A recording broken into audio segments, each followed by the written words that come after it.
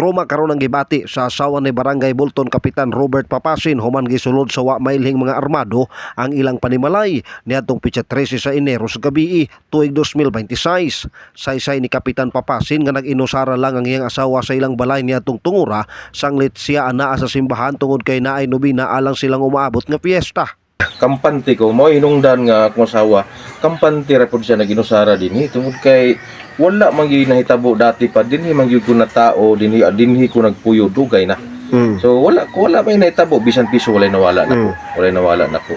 Posibleng nagkawat na swito diri sa posible sir, bisag sikin sa yano nga mga tao nga akong interviewon akong pangutan-on ug amo advice ako dili sila motuo nga dili swito ang maong tao nga nag-guide dinhi sa hitabo. Tungod kay ang akong area perting lisura. Nindot ang entrance, lisod ang exit. Wala po kay lain entrance, wala po kay lain exit. So kung ikaw yanong katao, gabi ang hitabo, imposibleng makasibat ka dayon kundi ka swito sa dalan.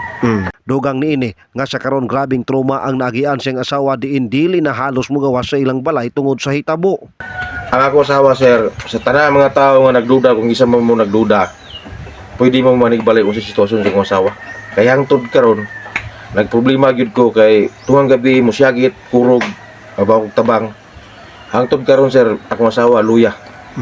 Gani ako na siyang desisyonan nga ipa-admit yun ako siya karon ugma birthday mo niya ako sa kuan pagkaliwas ako siya ipa-admit kay ngano na problema siya ko sa condition siya kay unconditional gid siya. Tungod kay ngano kung sa tanawon nito ang sitwasyon luya gid siya di kay siya maglihok. Aras kwarto nagsara mo gawas.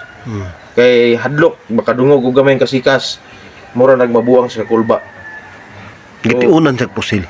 Gitiunan gid sa pusil sir sa dire sa iyang ulo tutukan si tampiyak.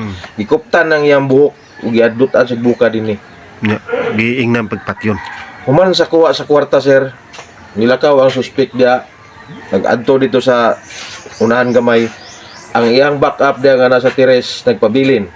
Giingnan pa siya nga balikan patya na lang ni. So mo to grabe na niyang kurog sigaw sa sulod. Wala na siya gikuptan gilakaw naman to.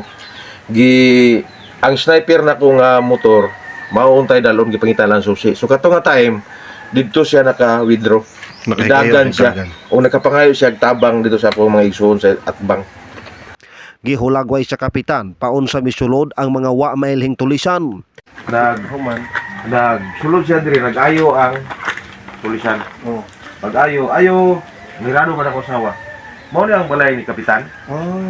Ang nagapayungan sa akong asawa kay damo mga mamukaw dira akong mga barangay tanod, akong mga amigo suod. Nadunggay nagkamay-umay lang sa stingog. Ako adong tanod kang tagalida. Digabrihan niya diretso. Wa siya naglilida sa bintana nga dapat gili niya daan ba. Mao ra puti si piyat niya. Pag abri niya nakabunit man. Alang isirapan niya gitiunan mo sa diretso. Kwarta-kwarta yatag kwarta. Yatag ang kwarta. O sulod diretso diya. Kwarto. Ada sa may sala.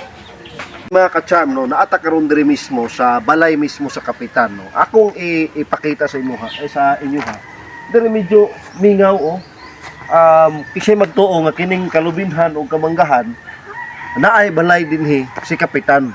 Nya ko diri ni agi ang mga tulisan sumala pa. Nangutana og mao ba ni ang balay ni kapitan pagkahuman pag ablis portahan ni deklara og asa ang kwarta. Dako ang pagtuo ni kapitan mismo ug sa mga tao diri sa Barangay Bulton nga kung dili man taga Barangay Bulton ang nanulis, posibleng ang guide ning niya taga Barangay Bulton. Busa na nawagan sila sa atuang kapulisan nga tutukan ang maong kaso. Ilabi na nga ang biktima sa pagpanulis usa ka barangay opisyal, usa ka amahan sa barangay ug kapitan nga nagserbisyo sa katawhan. Di ko kabalo sir usa gyud motibo kay ako wala man gyud ko giunsa sa iliksan nga mga tao. May nahibos ako kabalo.